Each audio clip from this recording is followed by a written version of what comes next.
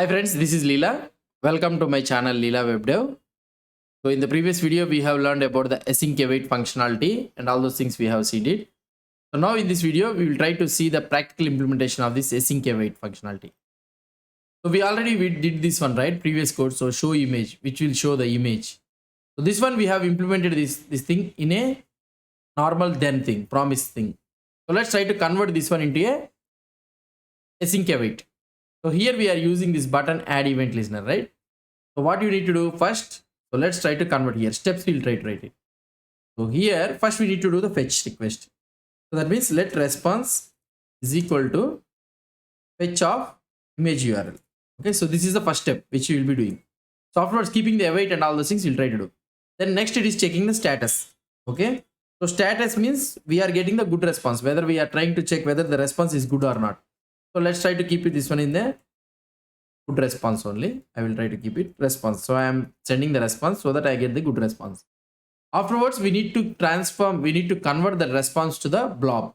So that means image blob we are getting is equal to good response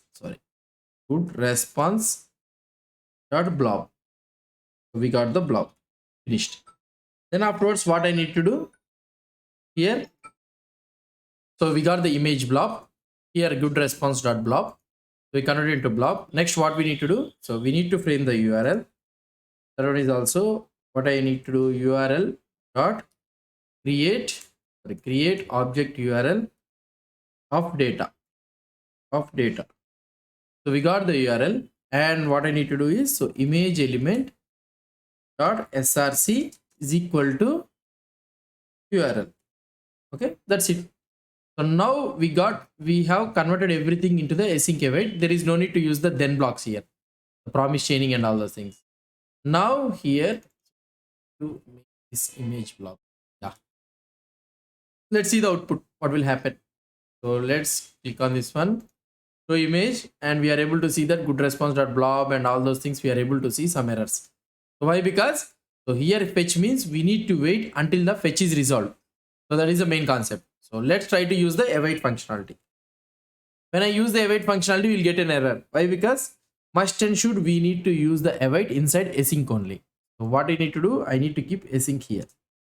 So async await and check status. Check status. What it will try to do, give you. So it will try to give you a promise. So that means what I need to do, I need to keep an await. And good response dot blob also returns a promise. So what I can do here, I will return await. That's it. If you try to see here the output, now you may be able to get the clear output. See, we are able to get the clear output. Now we have removed the promise chaining and all those things, and we have made the code in a nice, understandable manner. So this is the benefit of this async and await. And the code works completely same like then only, but you will be having the synchronous way of coding. And the another thing what I want to tell you is, for example, if any error occurs, so we have discussed it, right? So if any error occurs, then what will happen? So there is no catch block for this one. If I click here, see, we got an error. So there is no way we are handling this error handling. So how can I do this error handling? Normally what I can do is I can do here using the try catch. So I can keep this everything in a try. Okay, and I will catch the error.